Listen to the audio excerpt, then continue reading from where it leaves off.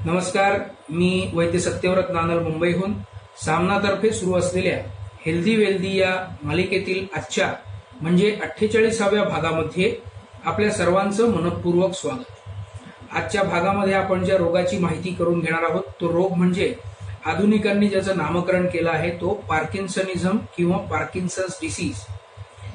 या रोगाकडे बघण्यासाठी म्हणून एक वार्धक्य असं जेव्हा आपण म्हणतो त्याचबरोबर इतरही काही कारणं असतात, ज्याच्यामध्ये मद्यपानाची सवय, त्यानंतर जुनी पोट साफ न होण्याची म्हणजे मलावरोध, मलावष्टंभ अशी जी नावं आहेत संस्कृतमध्ये त्यांच्या जवळ जाणारा इंग्लिशमधला कॉन्स्टिपेशन हा अर्थ, ही जर खूप जुनी तक्रार असेल तर याचं रूपांतर पुढे जाऊन किंवा याच्यामुळे पुढे जाऊन पार्किन्सनिझम सारखे प्रकार शरीरामध्ये निर्माण होण्यासाठी पोषक वातावरण तयार होत असतं आणि त्याची पूर्णताही होत असते। याचबरोबर आघात झाल्यामुळे किंवा ऍक्सिडेंट सारखे प्रकार, याच्यामध्ये कुठे मेंदूला मार लागणं आणि त्यामुळे जर काही एखादी हानी झाली असेल इंद्रियांची तर त्याच्यामुळे पुढे जाऊन काही वेगवेगळे रोग होतात। त्यापैकी एक प्रकार म्हणूनही याच्याकडे बघितलं जाऊ शकतं। आता या प्रकारामध्ये सगळ्यात महत्वाचं होत काय असतं तर सर्वप्रथम कंप सुरू होतो, हात थरथरणं किंवा त्या थरथरणेपणाचा अतिरेक होत जाणं हळूहळू, हा मुख्यतः लोकांना माहिती असलेला प्रकार। याच्याच बरोबर होत जातं ते म्हणजे आपल्या शरीराचा आकार बदलत जाणं। आकार म्हणजे आपल्या शरीराची जी ठेवण आहे ती बदलत जाणं। आपण चालताना आपल्या हातांची जी स्विंगिंग ऍक्शन असते, पुढे मागे पायाबरोबरच आपले हात होत असतात, त्यातली एखादा हात किंवा दोन्ही हातांची ती हालचाल होणं थांबणं किंवा कमी होत जाणं। त्याच्यानंतर चालतानाचा जो आपला स्पीड असतो, वेग असतो, तो हळूहळू कमी होत जाणं। आपण ज्या क्रिया करत असतो तो वेग कमी होत जाणं। आपल्या चालण्याबरोबरच इतर गोष्टी म्हणजे लिहिण्याची सवय असेल तर हाताचा कंप सुटल्यामुळे पुढे लिहिता न येणं, हातात कप उचलता न येणं इत्यादी गोष्टी या खूप मोठ्या प्रमाणात हा रोग वाढल्यामुळे करणं अतिशय अशक्य होऊन जातं आणि रुग्ण हा स्वतंत्रपणे आपलं आयुष्य जगू शकत नाही। त्याला पुढचं आयुष्य कोणावर तरी निर्भर राहून, डिपेंडंट राहून काढायला लागतं, जी या रोगाची सगळ्यात घातक बाजू आहे। या रोगामध्ये हे सगळे जे परिणाम होत असतात, या परिणामांमागे सगळ्यात महत्वाचं समजून घेण्याचं कारण म्हणजे आपली जी शरीरातली ज्ञानेंद्रिय आणि कर्मेंद्रिय ही दोन्ही आहेत, त्या ज्ञानेंद्रिय आणि कर्मेंद्रियांच्या कामाची ताकद ही कमी होत जाणं दिवसेंदिवस, महिनोन्महिने, वर्षानुवर्षांच्या मध्ये काळाचा परिणाम म्हणून शरीरावरती झालेला जो असतो वयाचा, त्यामध्ये ही ताकद, ही क्षमता कमी होत जाणं ज्ञानेंद्रियांची आणि कर्मेंद्रियांची, हा मुख्य भाग आहे। आणि म्हणूनच याची चिकित्सा म्हणजे हा रोग जर नवीन अवस्थेत असेल तरच याची अतिशय चांगल्या प्रकारे आटोक्यात आणण्याची चिकित्सा होत असते। आणि जर हा रोग शरीरामध्ये स्थायी भावामध्ये आला म्हणजे तो या शरीरामध्ये स्थिरावला तर मात्र इतर काही रोगांसारखं औषध जोपर्यंत सुरू आहे, पथ्यापथ्य जोपर्यंत सुरू आहे, म्हणजे आहार, औषध, विहार म्हणजे व्यायामादी सर्व क्रिया, दिनक्रम आपला, या सर्व गोष्टी नित्य नियमाने जर व्यक्ती करत राहिली तर हा शरीरामध्ये टिकलेला रोग याला आटोक्यात ठेवता येतं आणि नाही तर पुढची वाटचाल ही अवघड नाही तर अतिशय खडतर होते। आता अशा परिस्थितीमध्ये सर्वात प्रथम समजून घेण्यासारखे, लक्षात ठेवण्यासारख्या गोष्टी म्हणजे उपायांमध्ये काय असतं तर आहारामध्ये पथ्यापथ्य हा एक प्रकार, म्हणजे आपल्याला जे कारणं आपली जी घडत असतात खाण्यापिण्यामधून ती कमी करणं, विहारामधून म्हणजे आपल्या दिनक्रमापासून, व्यायामापासून, झोपेपासून, मैथुनापासून सर्व क्रियांमध्ये जर काही चुकीच्या गोष्टी होत असतील तर त्यांच्यामध्ये केले जाणारे बदल आणि ते टिकवून ठेवून नियमितपणे त्यांचं त्या गोष्टींना फॉलो करणं, हे जोपर्यंत माणूस करायला लागत नाही तोपर्यंत इतर कितीही गोष्टींचा आटापिटा केला, कितीही औषधं खाल्ली तरीही फार जास्त टिकाऊ फायदा होत नसतो। याच्याच बरोबर औषधांचं एकदा जर रोग स्थिरावला तर मात्र आपल्या आयुष्यामध्ये काही ना काहीतरी स्वरूपामध्ये आपण औषधं घेत राहणार आहोत हे मनाशी बांधून त्या औषधांना औषधं न समजून, आपले मित्र समजून त्यांना बाळगायला सुरुवात करायला गरज निर्माण होत असते. आणि याचबरोबर आयुर्वेदामधून सगळ्यात उत्तम काम करून देणारं, औषधांना मदत करणारं, औषधांची कार्यक्षमता वाढवणारं ते म्हणजे पंचकर्माचे अनेकविध प्रकार, पंचकर्माच्या उपक्रमांमधले अनेकविध प्रकार, पंचकर्माच्या पूर्वकर्म आणि पश्चात कर्मांमधले अनेक प्रकार यांचा आपल्या आयुष्यामध्ये अंतर्भाव करून घेणं हे अतिशय गरजेचं होऊन बसतं. याच्यामुळेच या रोगाला थोडासा खर्चिक रोग असं म्हणायलाही हरकत येत नाही किंवा हरकत असू नये. आहाराबद्दल म्हणाल तर मगाशी सांगितल्याप्रमाणे मलावरोध, अवष्टंभ, मलावष्टंभ हे जे प्रकार आहेत, ज्याला कॉन्स्टिपेशन हा मिळता जुळता एक शब्द इंग्लिश मधला आपण म्हणू शकतो, हे जर होत असेल तर त्वरित त्याच्याकडे दुर्लक्ष न करता त्यावरती उपाययोजना करायला पाहिजे. आपल्या आहार विहारातून आणि वैद्याच्या सल्ल्याने औषधांमधून गरज असेल तर. आहारामधून याचे उपाय आपण कसे करू शकतो, तर अगदी सोपी 2 कॉम्बिनेशन्स आहेत. ती म्हणजे एक, दूध, तूप आणि गूळ एकत्र करून 1 कप दुधामध्ये 1 छोटा खडा 5 ग्रॅमचा गुळाचा आणि 1 चमचा तूप असं एकत्र करून रोज रात्री घ्यायला सुरुवात केलं तर मलावष्टंभाची, कॉन्स्टिपेशन सारख्या तक्रारींची सवय मोडायला फायदा होतो. याहीपेक्षा हे घेऊन जर फायदा होत नसेल तर तुपाला आपण दूध, तूप, गुळामधल्या तुपाला काढून आपण एरंडेल 1 चमचा त्यामध्ये घालू शकतो.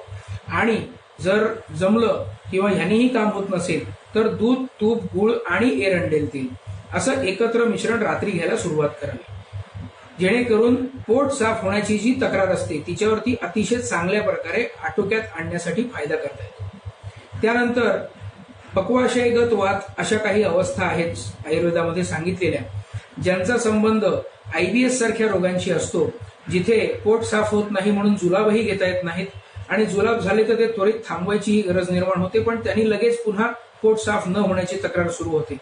अशा अवस्थांमध्ये ह्या रोगाची वाढ ही अतिशय जोरात किंवा वेगाने होऊ शकते. म्हणून अशा रुग्णांनी, ज्यांना अशा वेगवेगळ्या इतर कंडिशन्स आहेत आणि कंपवात सुद्धा आहे, अशा लोकांनी या इतर अवस्थांकडे दुर्लक्ष करून चालत नाही आणि त्याचा पथ्याहार हा अतिशय चांगल्या प्रकारे काटेकोरपणे पाळावा लागतो. त्यानंतर याच्यामध्येच वैद्यांच्या सल्ल्यांनीच औषधं घ्यावीत. इकडून तिकडून बघितलेल्या, ऐकलेल्या, वाचलेल्या गोष्टींच्या आहारी जाण्यात काहीही मतलब नसतो.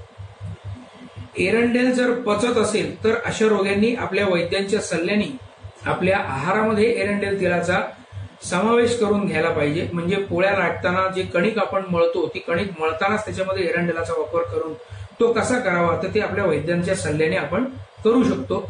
एरंडेल हे अतिशय उत्तम वातावरचं औषध आहे, पण ते चुकीच्या प्रमाणात वापरलं तर त्यांनी दुष्परिणाम जे होतात तेही घातकच असू शकतात, खास करून कंपवातासारख्या अवस्थांमध्ये. त्यानंतर जर आपल्याला आहारामधल्या काही गोष्टींचा नियमित स्वरूपामध्ये आपल्या आहारामध्ये जर काही गोष्टी करायच्या असतील किंवा काही गोष्टी टाळायच्या असतील तर ते कसं, त्यापैकी एक म्हणजे दूध, दुधाचे पदार्थ, दूध, तूप हे जे पदार्थ आहेत मूळ, हे आपल्या आहारामध्ये नियमित ठेवून ते पचवण्यासाठी व्यायामही विशिष्ट पद्धतीने व्यवस्थितपणे करत राहिलं पाहिजे, तर शरीर बनत राहतं. कारण शरीर म्हणजे शीर्यते तत् शरीरम अशी एक संस्कृतमध्ये त्याची व्याख्या आहे. जे रोज झिजतं ते शरीर, म्हणून त्याला रोज आहार देऊन त्याचं पोषणही करायला लागतं. ते पोषण उत्तम प्रतीचं पुरवायचं आणि तेच उत्तम प्रतीचं जिरवायचं सुद्धा. यांनी शरीराचं पोषण रोजच्या रोज व्हायला पाहिजे आणि त्यासाठी सहज सोपे पचणारे, शरीराला मानवणारे म्हणजे दूध, तुपासारखे पदार्थ यांचं नित्य सेवन किंवा नित्य सवय करून घ्यायला पाहिजे. याचा नित्य अभ्यास करायला पाहिजे ह्या पदार्थ खाण्याचा. त्यानंतर ड्रायफ्रुट्स पैकी खजूर, मनुका, बदाम, पिस्ता, अक्रोड, जर्दाळू, प्रून्स, ज्यांना पचत असतील, त्रास होत नसतील, त्रास देत नसतील तर त्यांनी शेंगदाणे, त्यानंतर इतर पदार्थांपैकी गूळ, जसं गूळ शेंगदाण्याची चिक्की, गूळ तिळाची चिक्की, गूळ आणि खोबऱ्याची चिक्की, हे पदार्थ आपल्या खाण्यामध्ये आवर्जून ठेवायला पाहिजेत. जर आपल्याला मधुमेहासारखे रोग असतील तर त्यासाठी मात्र हे पदार्थ निवडताना गुळाचा वापर, साखरेचा वापर, इतर गोड पदार्थांचा वापर हा कमी करायला लागतो, किंवा तो जर करत असाल तर तो पचवायची आपल्या शरीरामध्ये ताकद निर्माण करायला लागते. आणि हे करायचं असेल आणि त्यात जर आपलं शरीर कमी पडत असेल तर आपल्या वैद्यांकडून याबद्दलची अतिरिक्त माहिती, आपल्या आहारामध्ये होणाऱ्या चुकांबद्दलची शोधून ती रेक्टिफाय करायला लागते. त्यानंतर कोहळा, दुधी, गाजर यासारख्या पदार्थांची खीर किंवा हलवा बनवून आपल्या आहारामध्ये मध्ये मध्ये आपल्या जेवणाबरोबर किंवा दुपारी 4 वाजताच्या सुमारास जर थोडा थोडा खाण्यात ठेवला तर अतिशय चांगला फायदा होतो. मगाशी सांगितलेल्या पक्वाशयगत वात या अवस्थेमध्ये म्हणजे जी IBS इरिटेबल बाउल सिंड्रोमच्या जवळ जाणारी एक संकल्पना जी आहे, जी आयुर्वेदाची आहे, अशा रोग्यांनी आपल्या वैद्यांच्या सल्ल्याने श्रीखंडाचाही वापर अतिशय चांगल्या प्रकारे कंपवात आणि पक्वाशयगत वात असे एकत्र असतील तर करून घ्यायला हरकत नसते. पण आपल्या वैद्यांचा सल्ला आधी घ्यावा. त्यांनी जी दिलेली औषधी योजना आहे त्याच्याबरोबर हे घ्यायचं असेल तर त्याचे नियम काय असतील हे समजून घ्यावं आणि याचा फायदा करून घ्यावा. त्यानंतर मसाले दूध नावाचा जो प्रकार आहे, आता श्रावण सुरू झाला, याच्यानंतर येणारी कोजागिरी पौर्णिमा आहे, त्यावेळेचा जो प्रसाद असतो मसाले दूध, तो मसाला दूध नावाचा प्रकार केशर वगैरे घालून जर आपण नियमितपणे आपल्या आहारामध्ये ठेवला, साधं दूध घ्यायच्याऐवजी मसाला दूध घ्यायला सुरुवात केली, त्याच्यामध्ये मगाशी सांगितलेला दूध, तूप, गुळ ह्याच्यामध्ये मसाला दूध घेऊनच जर त्याचा उपयोग करायला सुरुवात केली तर त्यांनी सुद्धा अतिशय चांगला फायदा व्हायला सुरुवात होते. एकच अडचण असते की मसाला दुधासारखे पदार्थ जे आहेत ते शरीराचं वजन वाढवायला एक कारण ठरत असतात. त्यामुळे ज्यांचं वजन जास्त आहे त्यांनी मात्र मसाला दूध न घेता साधं दूध घेऊन काम करावं आणि मसाला दूध क्वचितच मध्ये मध्ये घ्यायला चालू ठेवावं, जेणेकरून वजन अतिरिक्त प्रमाणात किंवा फार जास्त प्रमाणात वाढणार नाही. त्यानंतर नॉनव्हेज खाणाऱ्या लोकांनी, आता श्रावण सुरू आहे तरी सुद्धा जे नियमितपणे नॉनव्हेज खातात आणि ज्यांना आवडतं खायला, त्या लोकांनी चिकन, मटण, त्यानंतर भेजा, लिव्हर, पाया या गोष्टींचं सूप बनवून किंवा या गोष्टींचा पर्टिक्युलरली खिम्यासारखे पदार्थ बनवून आपल्या आहारामध्ये थोडे थोडे नियमितपणे इतर पदार्थांबरोबर जेवणामध्ये खायला सुरुवात केली किंवा खायला ठेवले तर त्यांनी अतिशय चांगला फायदा निर्माण होतो.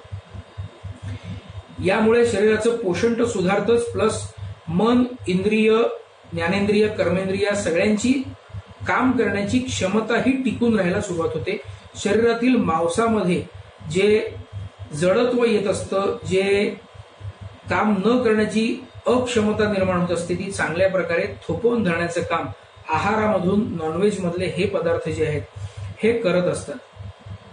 त्याच्यानंतर मासे ज्यांना आवडतात, मासे जीव की प्राण असणारे लोक असतात, त्यांनी इतर पदार्थ खाण्यापेक्षा थोडासा जास्त जोर हा बोंबलाचं कालवण नावाचा जो पथ्याचा मासा समजला जातो त्या बोंबलाच्या कालवणावरती करायला हरकत नाही.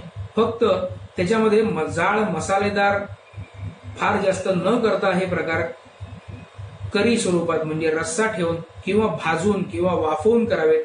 तळून केलेले मासे हे या रोगांसाठी अतिशय घातक ठरतात, त्यामुळे ते टाळावे किंवा अगदी क्वचितच विशिष्ट पद्धतीने विशिष्ट प्रमाणातच खावे. त्यानंतर खेकडे, कोळंबी यासारखे जे शेलफिश व्हरायटी आहेत म्हणजे कवच असलेले समुद्री जीव हे जर खाण्यामध्ये असतील तर याने कंपवातासारखे जे रोग आहेत ते वाढण्यासाठी पण कधी कधी फायदा होऊ शकतो. म्हणजे तो आपल्याला घातक असतो, रोगासाठी फायद्याचा असतो. त्यामुळे आपल्या वैद्याच्या सल्ल्यानेच हे पदार्थ खावेत असतील तर कसे बनवून खायचे आणि ते चालणार आहेत की नाही हे नेमकं समजून घ्यायचं अतिशय गरज असते. आणि त्याच्यानंतर ज्वारी, बाजरी हे जे प्रकार आहेत हे प्रकार नियमित आपल्या आहारामध्ये ठेवावेत. एकच एक फक्त गहू किंवा भात असे पदार्थ घेऊ नयेत. आणि हे ज्वारी, बाजरी सारखे पदार्थ भाकरी किंवा जाड रोटी किंवा पराठे करून खात असताना यांच्यामध्ये सुद्धा एरंडेल तेल पीठ मळतानाच मिक्स करून त्याचा वापर करावा.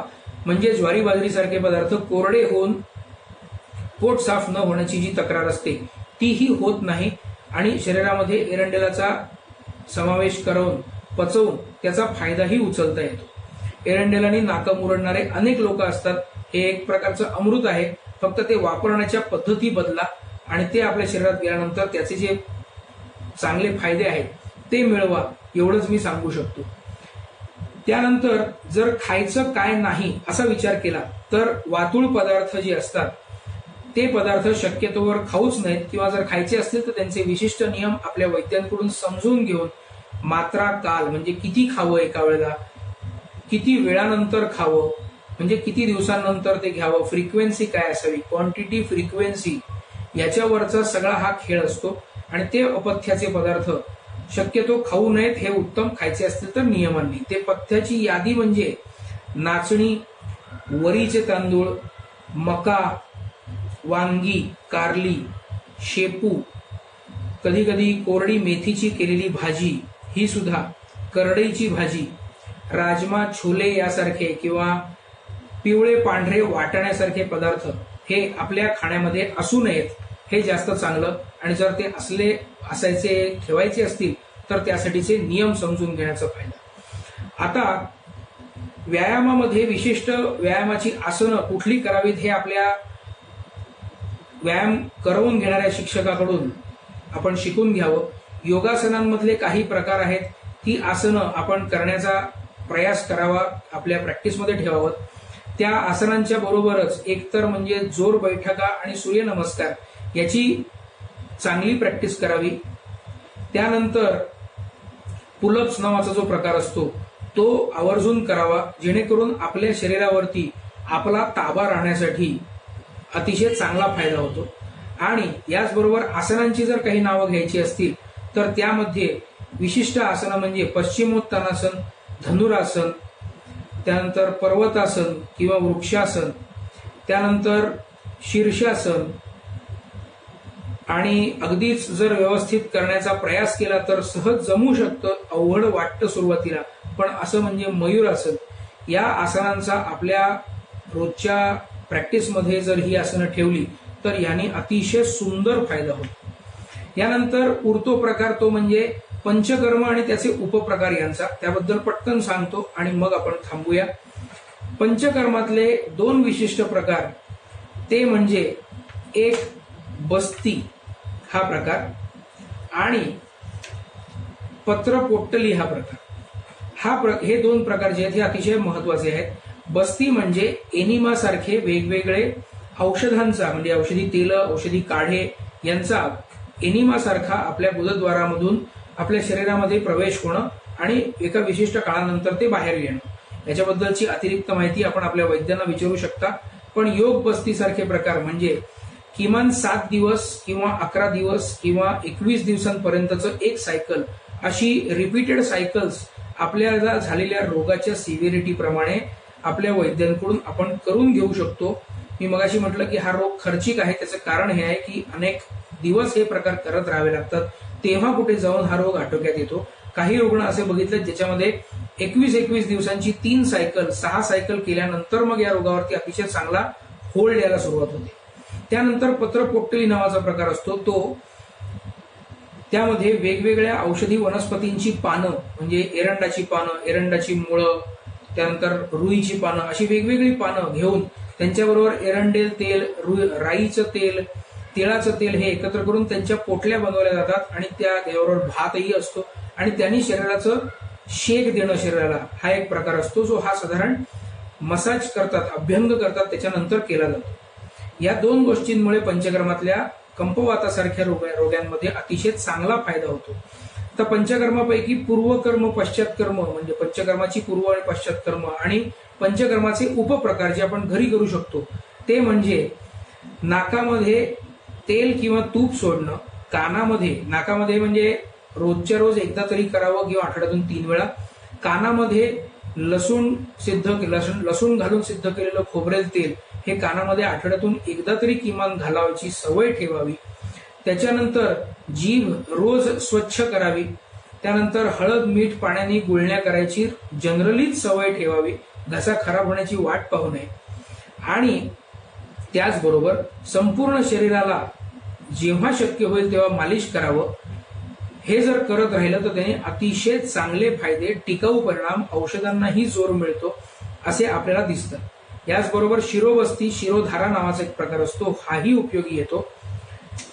आणि हे जर करत राहिलं पंचकर्मातलं तर याच्यामुळे औषधांची गरज कमीत कमी राहते. त्यामुळे आहार, विहार, पंचकर्म आणि औषध यांचा एकत्रित परिणाम करून आपल्या कंपवातासारख्या रोगाला आटोक्यात ठेवण्याचा प्रयत्न करायला लागतो. आजच्या भागामध्ये इथेच थांबूया. पुढच्या भागात पुन्हा भेटू. तोपर्यंत मी वैद्य सत्यव्रत नांदल, मुंबईहून. धन्यवाद.